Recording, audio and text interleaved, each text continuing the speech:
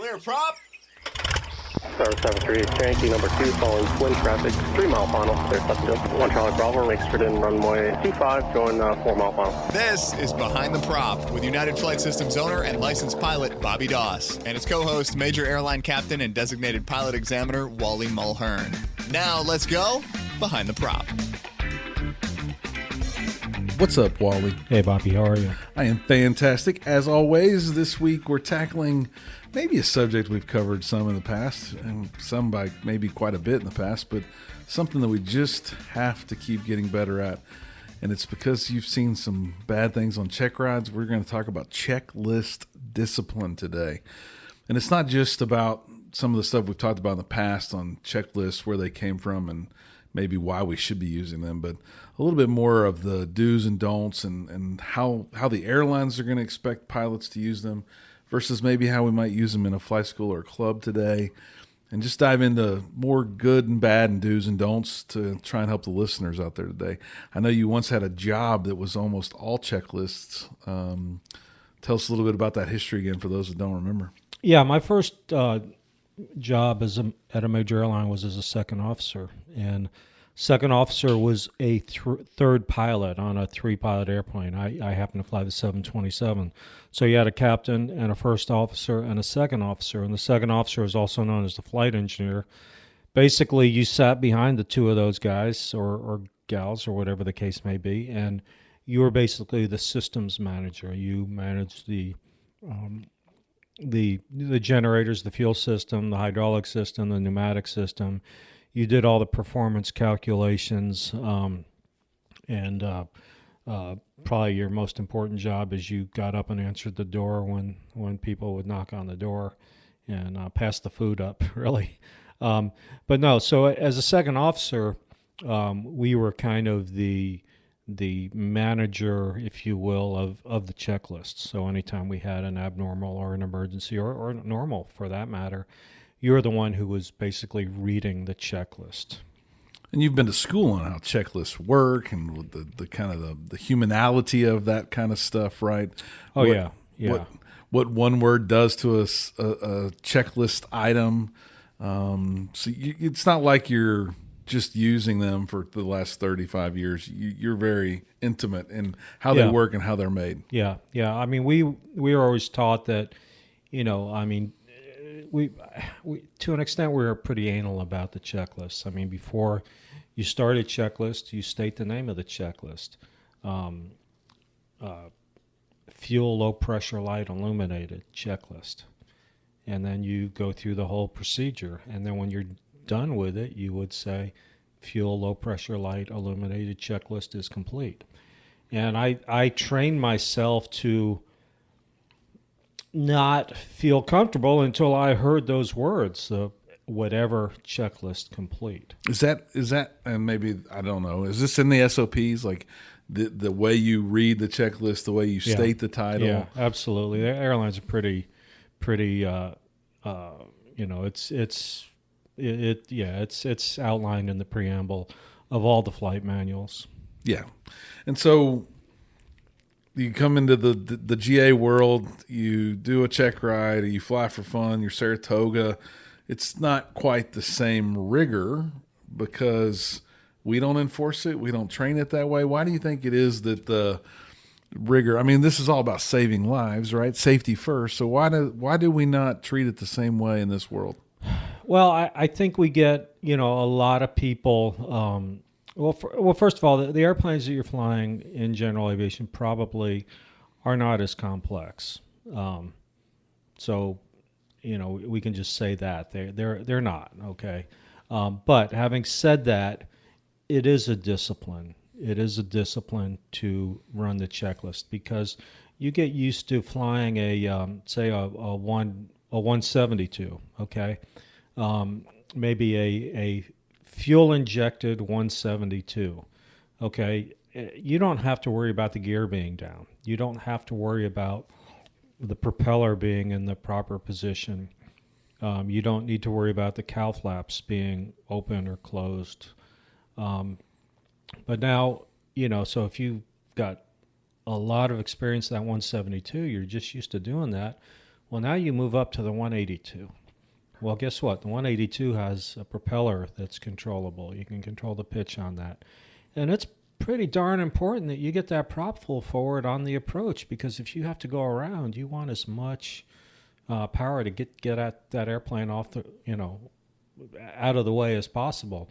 You've probably got cowl flaps to worry about. If you're just not thinking about the cowl flaps, you may, not operate the engine efficiently. Then you move on to that 182 RG, and you got something that's really important, and that's that landing gear or an arrow or whatever the airplane may be. So it is a discipline to use the checklist. And most of the maneuvers, pretty much all the landings in the ACS for the private and commercial. I wish I had it right in front of me, but it says, I think it says appropriate use of checklist. Okay. And there's nothing that you can call appropriate use of checklist by not using the checklist. If you don't have one out, maybe. Yeah. So you need to use the checklist, and then you need to use it appropriately. So that's kind of there's no room for interpretation on that one. Not having the checklist out is not using a checklist. So you've talked a lot about in the past using a checklist as a checklist, or maybe using it as a do list, maybe doing flows. I know when I was brought up, I only flew 172s. I kind of had the 2 or 3 that I really, really liked flying. I was going to take my check rides in these planes. They're still sitting out there tonight on the flight line.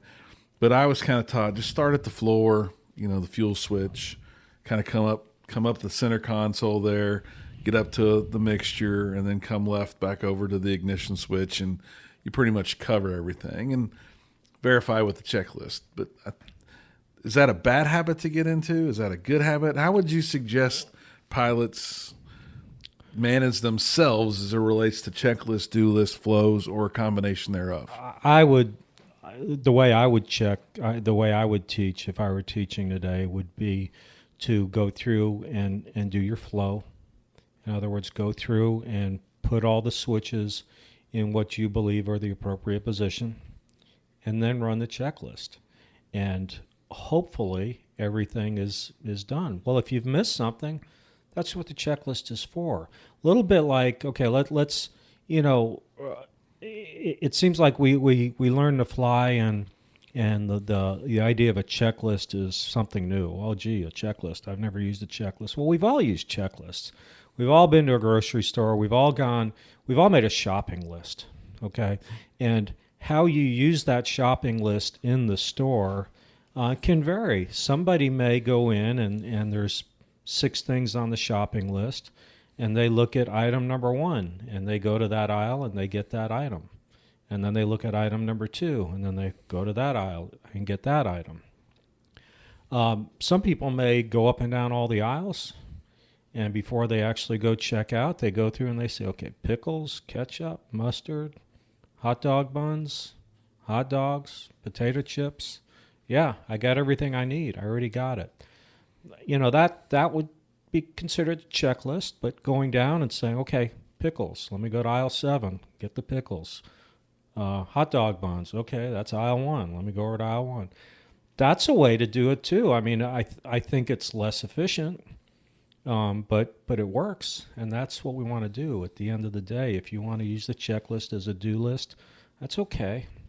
But when you get into bigger airplanes, when you start going to formal training airlines and flight safety, corporate flight departments, that sort of stuff, in all likelihood, for the normals, you're going to be doing them as flow items, and then you will back it up with a checklist. And so I've been known to, like, when I do my pre-flight, and I fly one plane more often than not, but if I'm doing a pre-flight on the 182, right, I kind of start at my back door or the baggage door there, right, get out of my door, and then I go back to the fuselage and the elevator, and I kind of stop there, and I go back and make sure I checked everything. Is that that's a flow being verified by the checklist at that point, right? Yeah, absolutely. Gives me a chance to flow a few items without having to do each one. And Right. then I get to check and make sure, okay, I didn't miss the antennas. I should have looked at the belly. And I look down and I check the antennas and I move on to the next section. Yeah. And for me, it's the next, 10 or 12 feet of workable area, I guess. Yeah. I'm dealing with it at my airline job right now. I just recently got checked out as a line check pilot on a 777, and so I'm flying in the right seat occasionally, and so I'm doing first officer stuff. I'm doing flows. I'm doing after landing flows, and you go through and you do it. And one thing that I kept missing was the transponder. Well, after 2 or 3 times of missing it and seeing it on the checklist, guess what? You quit missing it. Yeah. Makes sense. What about your world? It's all electronic, I assume, right? Our world, we have the chance to have paper. Most probably clubs and flight schools probably have something laminated. We have ForeFlight now. You can probably use your phone, ForeFlight, and check things off. Some aircraft like G1000s and others might have a very sophisticated electronic checklist. What would be your preference if you had multiple opportunities? Obviously, and if you say this, I think all of our listeners would laugh. You're not going to use the POH as your checklist, meaning you're not going to have that on your lap using the originals. No. So in all likelihood, what would be your pick if you had to pick? I would go with what is in the airplane. Most airplanes will have, general aviation airplanes will have some laminated form of a paper checklist. You may go to a flight school and the flight school has it personalized to that particular flight school, and hopefully they've done their due diligence, and it is a representation of what is in the POH. I mean, obviously, if the POH has a couple of items and then you leave them off on your homemade checklist, that's not good at all. But a lot of times flight schools like to standardize between their fleet, and they may have some airplanes that are of one manufacturer and some that are of another, and so they're doing their best to standardize their checklists. So, I would tend to go with that. I know in my airplane I have an aftermarket checklist that I bought. It's a booklet type thing and has all my performance data in there, and it works real well. It just flows very well for me.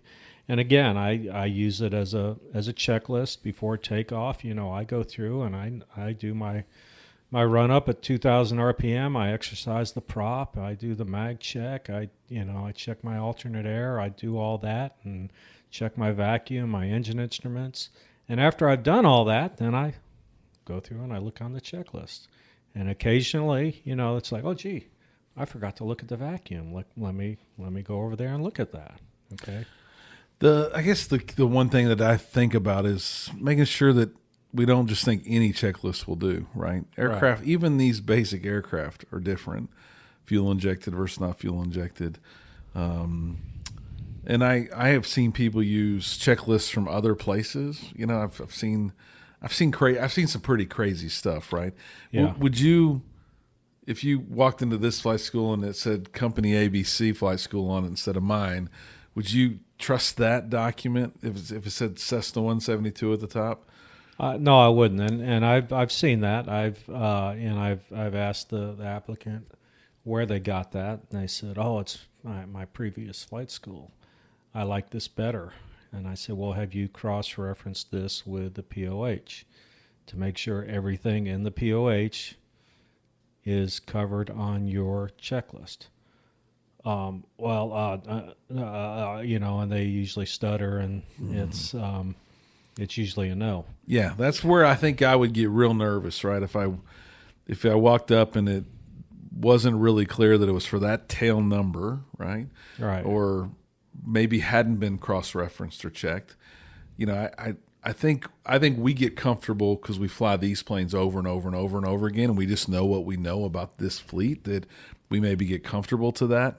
knowledge, the knowledge that we know that the information's either accurate or really, really close, compared to, I don't think I would get in a stranger's plane and them hand me a checklist that was just black and white and believe it. I'd want to sit down and look at the POH and cross-reference that stuff. Right. I think I see people walk in and they don't do that due diligence. They don't take the time and effort. If there was any kind of equipment that I wasn't like really, really familiar with, another engine monitor, if it was a JPI and I have all these JPIs in my planes, I might trust that I know how to use that JPI. But if it wasn't a JPI engine monitor, I'd want to read the pilot information guide on that engine monitor. Right. To at least give me a head start on what that equipment was going to be telling me. Yeah. And what do my eyes do when I read off the checklist? Engines in the green. Where's the green that I need to see all the greens, not just one green, right? Right. So I'd really try to do my due diligence and be disciplined, as we use that word today, to make sure I knew what I was looking at. So whether it's paper, whether it's electronic, whether it's laminated or a variation of both, make sure that you do know where the checklists originated from and that they're valid, right? There are a number of third parties out there, but even those third parties I would validate with a POH if I bought one. Right. And so here we are, we're talking about normal checklists. So let's spend a little bit and talk about abnormal or emergency checklists, okay? For our purposes, I'm just going to call them abnormal checklists. Back in the day, we used to have abnormal procedures and emergency procedures. And what's the difference? Who defines if this is an emergency? Now at my airline, we call it normal and non-normal. So anything that's not normal is a non-normal. And, I think one thing, if you wanted to sit down with your POH, one thing that is pretty worthwhile to study, I believe, is the table of contents. The table of contents of the abnormal or the non-normal section, just so you know what is available. Okay, think of a baseball team. I mean, the manager, they're going into the eighth inning, and he's thinking of who he's got in the bullpen, who he can bring in. Okay, I've got a righty and a lefty, and that's all I've got today, or I've got two righties, I got two lefties, or whatever. So just knowing what is available, because on the commercial check rides, I talk about an abnormal situation in these airplanes that most of these airplanes do not have a procedure for it. And so we kind of talk through it, and we end up talking a lot about systems and that sort of stuff. And to my applicants' credits, I mean, most of them, when I say, suppose this happens, by and large, the majority of them say, I really don't think there's a procedure for that. And I'll say, well, let's see. And they'll look it up, and sure enough, there's not a procedure. And then we end up kind of working through how we might get through this situation. So again, just knowing what is available to you. The checklist is a tool. It's and the POH, call the POH your toolbox. What's in there are the tools. And it's important to know what's in your toolbox. Do I have a screwdriver? Do I have a hammer in my toolbox? Yeah, I think that's important to talk about these other homemade checklists, or these variations that are created by clubs, fly schools, and everybody else in the world. I doubt it's every item that's in that table of contents, right? Even though we have normal procedures, and we've got pre-flight, and we've got emergency procedures, it's probably the more common things we teach to, right, to have them readily available. I know this time of year in Houston, people are going to laugh that aren't from Houston, but it's been really chilly lately. Like, it got to below freezing 3 nights in a row, and we all thought we were going to die. But, when it got cold, you could hear these engines out here just crank, crank, crank, crank, crank, crank. And after like the third attempt, I'd get up from my office and I'd walk out there, and they would see me coming, so they would quit making their attempts. And I would say, did you do the cold start checklist? Yes. And I said, well, I don't see it out. How did you do that? And we did it from the checklist. Well, that paper checklist doesn't have the cold start on it. This happens 3 days out of 365 down here. So we don't put the cold start on our made up checklist, right? You'd have to look in the POH, and not to follow this, but most of them just say prime it a lot more, and that's the cold start checklist. And every time they push the primer in 3 or 4 more extra times, and they're getting the engines going. But not every checklist, I think, is the point, are going to be on those other aftermarket checklists. They're trying to hit the 80 percentile, right? Yeah. And they're going to leave some stuff off. And I think what I see a lot here too is when people do have those non-normal conditions, they don't default to the checklist. They default to Google, Phone Home, all these other options, which isn't checklist discipline, right? Yeah. Just recently, I want to say less than 2 weeks, got a call that a gentleman was stuck in another city with the Arrow, which is a complex aircraft with retractable gear, and landed successfully but didn't get 3 green and was really worried, didn't know what to do, and was having the airplane serviced. And I'm like, oh my gosh, that's a lot of effort for something that we could easily turn to a checklist. And lo and behold, you look in the Arrow checklist, and as you Wally would call it, I would turn to a certain page under the emergency procedures, and I would look at let me find it here quickly. I would look at the emergency gear down landing. The emergency landing gear extension, because if I don't have 3 green, you definitely want to do the emergency gear extension, right? Right. In that process, there's 3 items that we're only going to get to the 3rd item. We're going to turn the master switch on. Surely that's on in the air if you're flying around, but I'll do my flow and verify with the checklist. Circuit breakers, check, they're in. And then I would go to panel lights. And this gets about, I don't know, at least somebody once every other quarter, right? Mm-hmm. Where they don't check the panel lights. And I just so happen to know that the night before that plane came back real late, nav lights were going to be on. Nav lights, the dimmer switch was going to be dimmed, which means the 3 green lights probably weren't going to be visible on a bright Texas day. I did ask him, did he see the 3 green before he left? Because he should have seen that in that checklist, but didn't do that checklist either.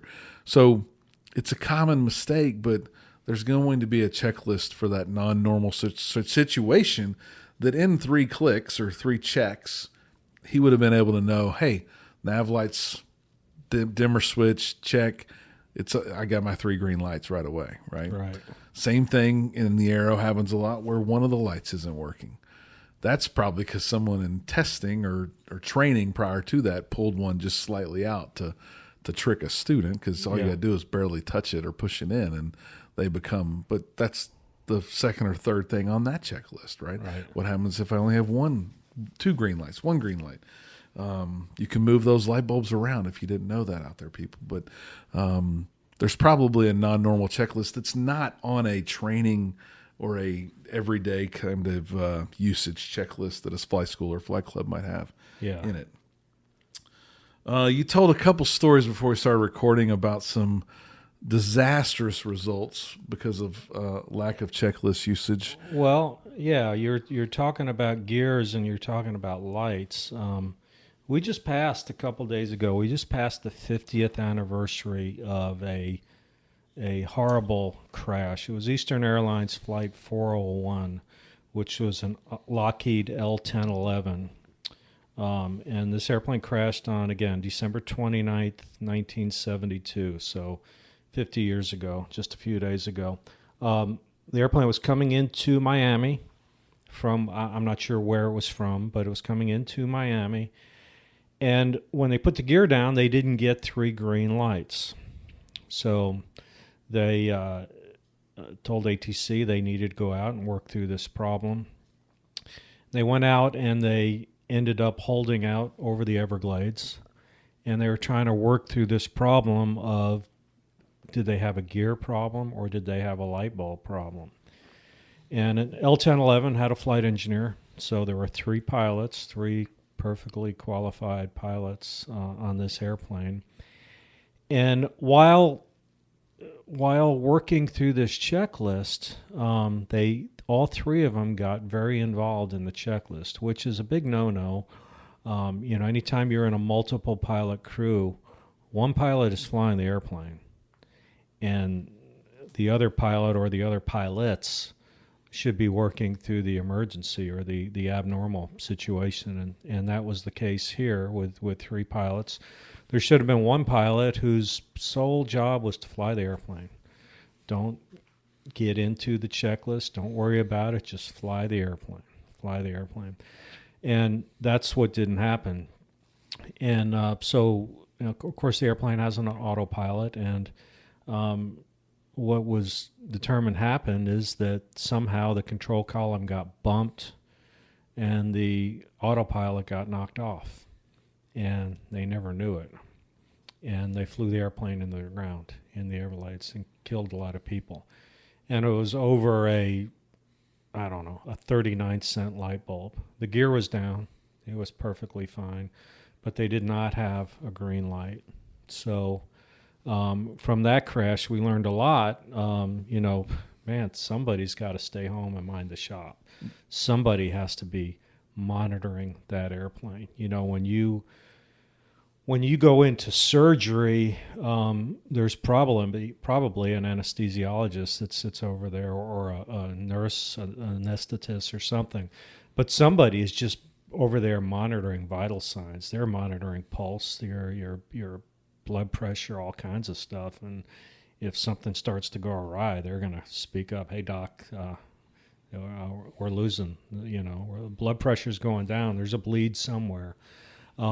So we have to make that assignment. Now, in general aviation flying, we're usually doing single pilot stuff. So we're at a little bit of a disadvantage right off the bat. I mean, here we are in a single pilot situation, and we've got an emergency, or an abnormal. So you do have your hands full.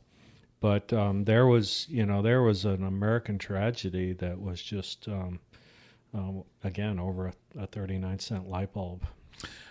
Well, and that even in single pilot, we've all probably heard aviate, navigate, communicate, right? Because that's kind of the priority there for sure. Right. And you got to fly the plane first, and maybe you never even get to the checklist. In reality, in these aircraft, you got to be able to fly the bird before you do anything else for sure. So let's talk about some common mistakes that you see from applicants that have got to be corrected, where we've got to have this discipline. We've got to be better with our checklist usage, not just for the check ride, but for safety as a whole.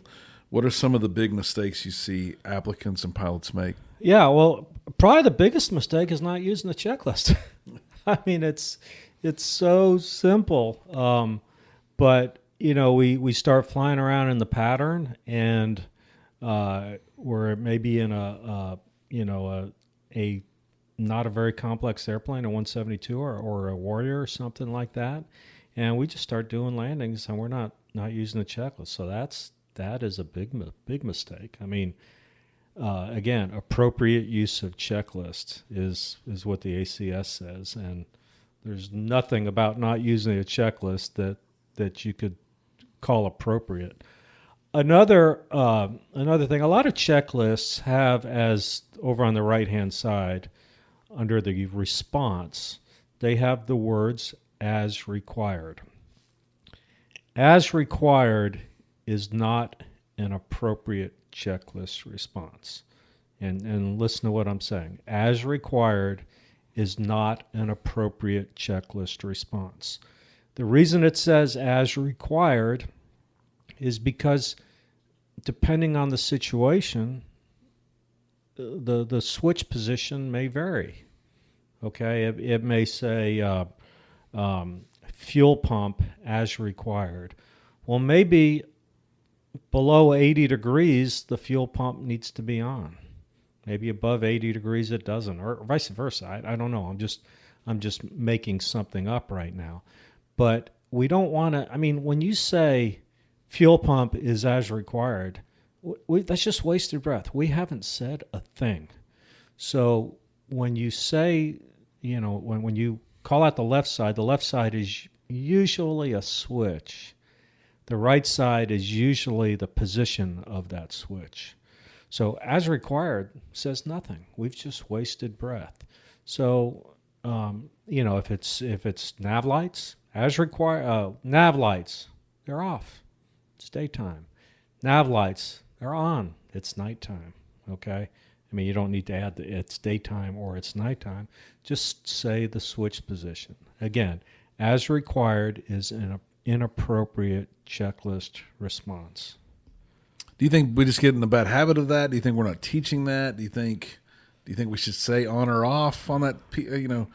Is there something we can do other than just train better, Wally? No, I think it needs to be trained, because when you get to the next level, the checklists are going to say as required. They're not going to say on or off. Good point. I think we just need to learn how to do it the right way. I don't know. I might look at, as I'm walking to go administer a check ride, I may look at the name of my applicant, and it says James. Well, his name is probably Jim. He probably goes by Jim. So when I walk in the room, I'm probably not going to call him James. I'm going to say, "Hey, Jim," and if he goes by James, he might say, "Hey, I go by James." Okay, not a problem. We've fixed that. So, right. I can look at James and say it's probably Jim. I can look at as required and say it's probably on or off. Right. Or, there might be another response for that. Any other items that we as applicants or students just have to get better at when it relates to checklists? And I just keep going back to just doing the doggone checklist, just doing it and making sure. I have taught myself that I can't feel right about a non-normal checklist until I say the words manual gear extension checklist complete. And I'm always going to say that. That's a good point. We went through 3 steps, but even if we got 3 green then, we shouldn't stop there. Right. We should finish that full chechecklist, Right. announce that the checklist is complete. Right. Even single pilot or crew, we should get Yeah. through that whole checklist. Because we might get a false positive, I guess, is my Right. point there. And the other thing is, when you perform a checklist, this sounds so simple. It sounds so simple. But when you work through a checklist, you want to read every word on the checklist, but only the words on the checklist. In other words, say everything that's there, but don't add anything. Don't take things away. If there's a note, read the note, because the note may say, hey, under gusty conditions, this may happen. It might be something important. So read the note. Read everything there, but don't start adding words. Don't start taking away words. A lot of times we sit in the briefing room and we go through checklists, and I find applicants just going down a rabbit hole and just making stuff up. And I just sit there and I go, man, I don't know what you're talking about. I don't know where you're getting all this. And, we need to come back to just reading what's on the checklist. I'm sure they've been vetted, or from the POH, if it's like the POH, I'm sure that's been vetted, overanalyzed. The manufacturer's been over it. The FAA's been over it. It's probably a pretty good place to stick to it and Absolutely. not add a few things here or there. Absolutely. So today's been all about checklist discipline. If you find that you don't use it as much as you should, let's be disciplined, people. Let's make sure we're using it, whether we're behind a prop plane or something with 4 big jet engines on it. Let's make sure, no matter how simple or complex it is, that we're using our checklists and have that discipline to use them every time in every situation. And as always, fly safely and stay behind the prop. Thanks for checking out the Behind the Prop podcast. Be sure to click subscribe and check us out online at BehindTheProp.com. Behind the Prop is recorded in Houston, Texas. Creator and host is Bobby Doss. Co-host is Wally Mulhern. The show is for entertainment purposes only and is not meant to replace actual flight instruction. Thanks for listening, and remember, fly safe.